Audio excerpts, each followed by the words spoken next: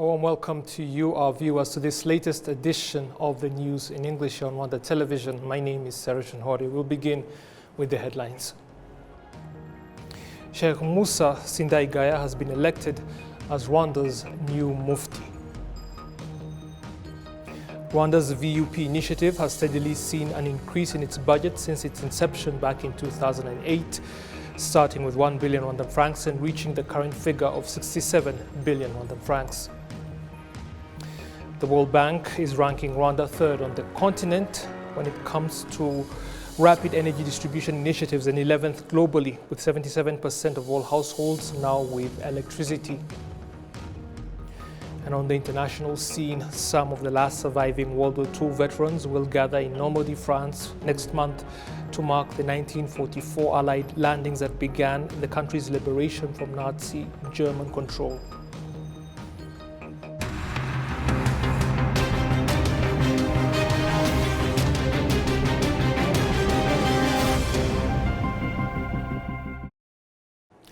Now the details. Thank you for joining us. As we just noted, Sheikh Musa Sindaigaya has been elected as Rwanda's new Mufti and had already been serving in the leadership of the Rwandan Muslim community as its treasurer. He says he is going to work to boost better cooperation between Muslims here in Rwanda, the government, and the general population. The new Mufti won the election with 44 of the 55 votes that were cast by the representatives of different Muslim categories and sects in the country. The outgoing Mufti, Sheikh Salim Hitimana, was supposed to stand for re-election, but decided to pull out of the race at the last minute, saying he believes he has served for long enough as the head of the Muslim community. He did, however, vow to support the efforts of the new Mufti and his leadership team. Now, the government's VUP initiative has steadily seen an increase in its budget since its inception back in 2008, starting with 1 billion Rwandan francs and reaching the current figure of 67 billion. Its beneficiaries over the years attest to the fact that it has helped them to come out of poverty. We have the details on that. Nyamirama sector of Kayonza district in the eastern province was among the very first places that the Vision Umurenge program, or VUP initiative, was started 16 years ago, and Francois Karegeya, who is now more than 50 years old, was among the very first beneficiaries, at the time among the most vulnerable in society with his family. I started in the first category, and that time we were being given jobs in road construction, infrastructure development. Francois was able to save 200,000 Rwandan francs from his work with VUP and later started farming and then moved on to become a businessman. He also uses compost to ensure good agricultural yields on his farm, so much so he now has a number of employees and supplies different markets. We bring the compost here. I am grateful for what VUP has done for me, because I was able to send my 5 children to school and the last born is now in high school. It truly transformed our lives, and as you can see, I am now able to employ people. 60-year-old Dorothy Mutegwamaso is another success story, also from Nyamirama sector. Coming from being among the poorest in the sector back in 2008 to now exporting chili to the US as a vegetable farmer and owning her own company, all from a collective loan she took with others from VUP back then of 2 million Rwandan francs. Then there is Theogene Rushema, who took a loan of 1 million Rwandan francs from VUP to later go on to build his own house, buy a motorcycle, and ensure that his children get a quality education. In particular, I thank the President of the Republic for the way he is constantly thinking of our welfare on a daily basis, him and those who support his efforts. If we were not to thank him, then we would truly be ungrateful people. A home with a person able to do physical work can earn between 25 and 30,000 Rwandan francs from VUP per month, and local leaders are happy about the results the initiative has produced. Apart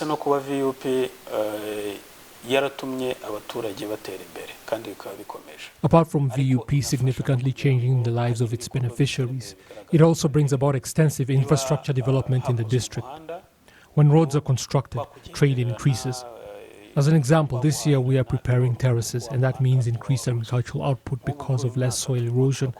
and better agricultural practices in general. Umusaruro ukomoka ku buhinzi uziyongera kubera yuko tuzaba twarwanyije n'isuri kandi twahinze neza.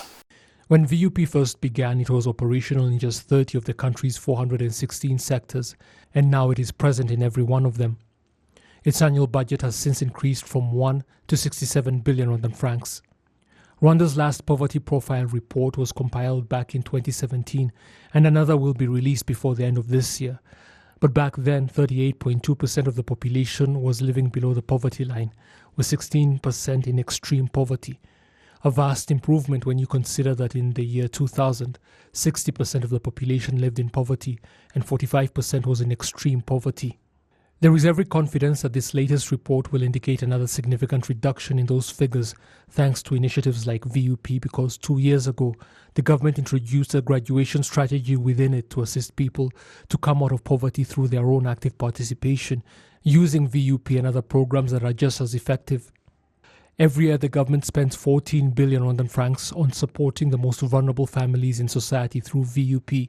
20 billion goes to paying those involved in manual labor in infrastructure development, with 14 billion spent paying those involved in other forms of work that do not require a lot of effort, and 7 billion to providing technical vocational training.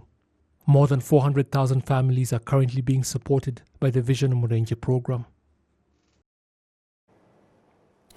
Youth in Gasabo district have vowed to play their part positively in the combined presidential and parliamentary elections slated for July this year. The vow was made during a general assembly that brought together the young people on Sunday here in Kigali.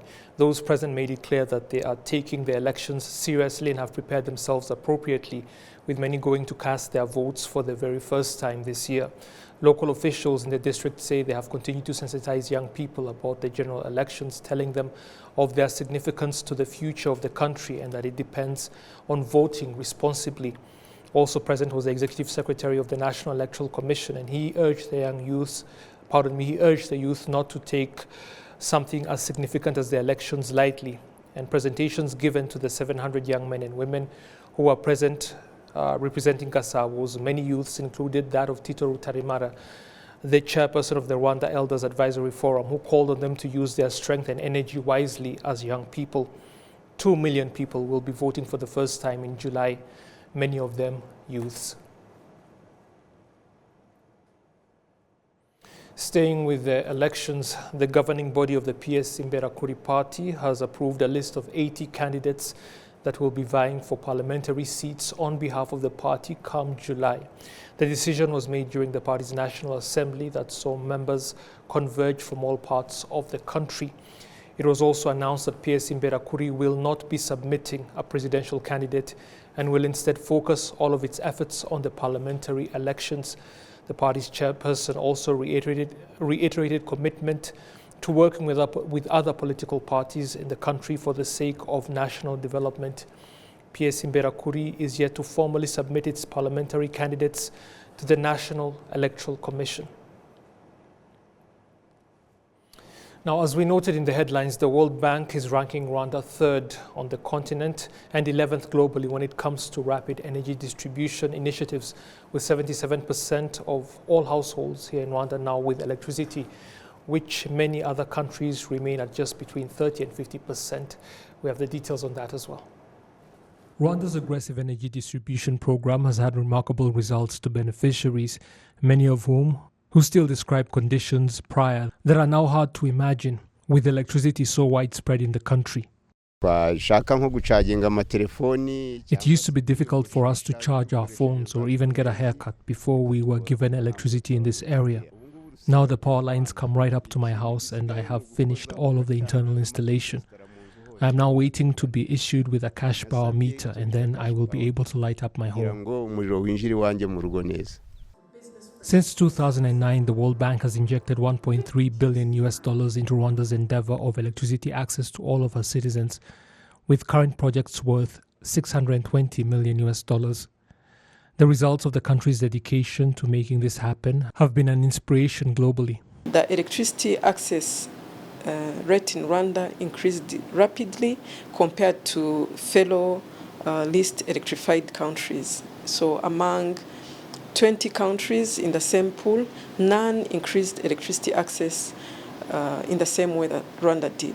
For Rwanda to be ranked this higher and to reach these high or to achieve its targets of electrification, there are ingredients to that. So one, there is government leadership, there is government commitment to developing the energy sector, and there is partnership with the private sector to develop the sector, as well as partnership with the different development partners and finding funding for the sector. And also there has been put in place dedicated structures like the ministry in charge of the energy sector, as well as the implementing agencies who are committed and are also accountable to the government to achieve the set targets. Rwanda is now looking to hit the 83% mark in energy distribution by June 2026 and 100% by the end of 2028.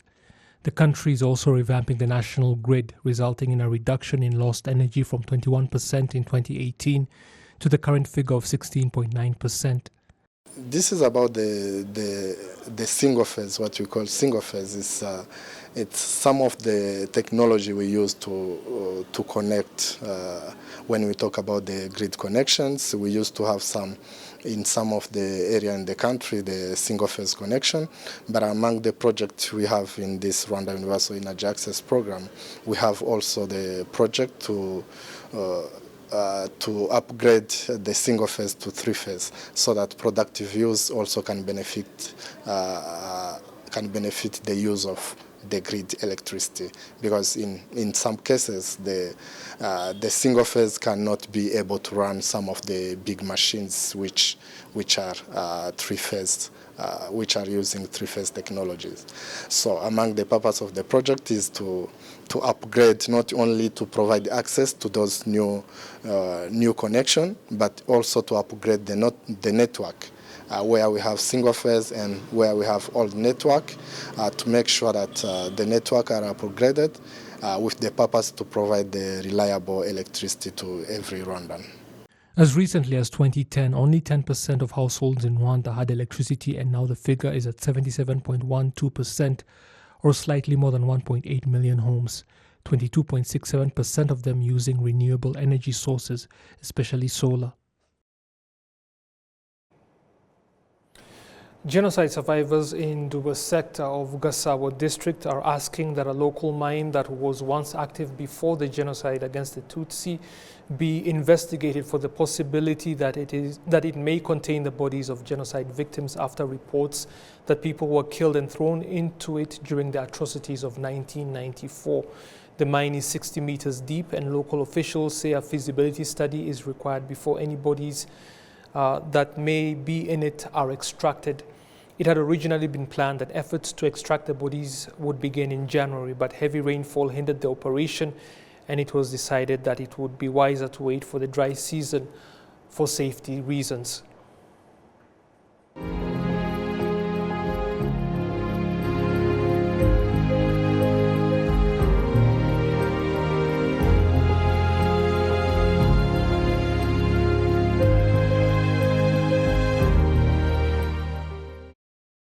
Staying on matters of the 1994 genocide against the Tutsi, for the last 3 days, a commemoration event has been taking place in the city of Portland, the U.S. state of Maine, focusing on dealing with the effects of genocide, most especially trauma.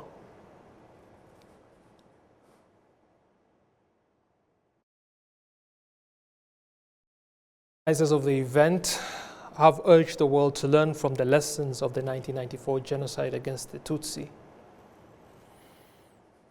It was also reiterated that the effects of trauma can be transgenerational, and that children can be affected by what their parents went through.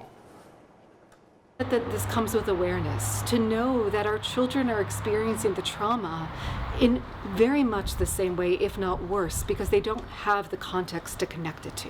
They're experiencing the anxiety, they're experiencing the hypervigilance, but not knowing quite why that is. And so really educating ourselves about this is incredibly important.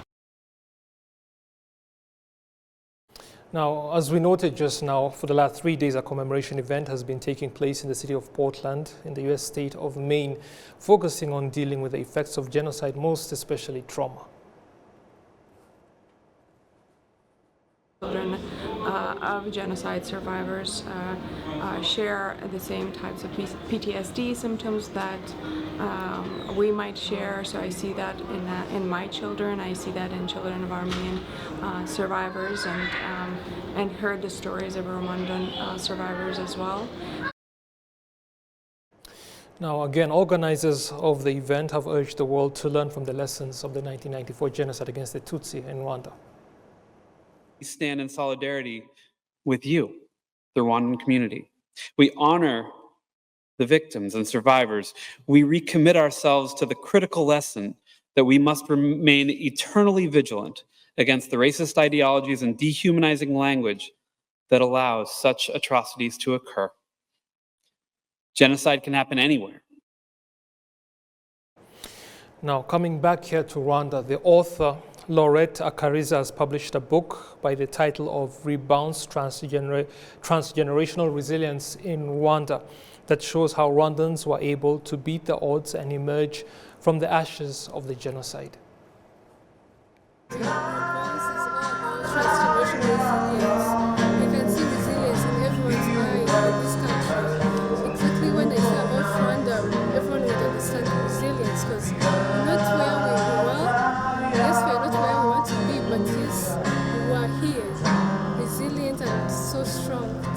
All of the battles, all of the questions and the problems around. I like the last lines because I thought about putting it in the middle, but I would have missed a lot because when I opened the book, I exactly got to the last lines where I said that we have to aspire to rebounds. And I always think that the nickname of Rwanda should be rebounds, should be resilience. Maybe one time we'll have to add Rwanda resilient because Rwanda is so resilient. Yes. Our most sincere apologies for that poor sound quality. That was Laurette Akariza speaking about her book and its significance. Now, those who have read the book applaud it, most especially because it was written by a young person. Most of the thing that I liked in this book is actually the resilience.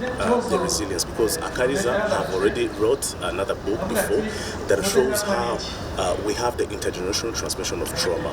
That book is called Wait Under the Rainbow. But the most of the thing that I liked is that she did not stop there. She actually wrote a book that is called Rebounds, that is more of showing the resilience of the genocide survivors. Actually, when you read the book, you see that the genocide survivors accepted to live, they embraced life, they also gave the life. So it shows the power within. This is the most thing that I liked within this book. Her book is all about healing, understanding transgeneration dynamics between the generation, the past generation, and this generation for a bright future for the country. What does it mean? It brings hope. It's fine to say it, yes. This is our book. It's a book of youth, both youth and the adults, and the positive transformation resilience. Yes.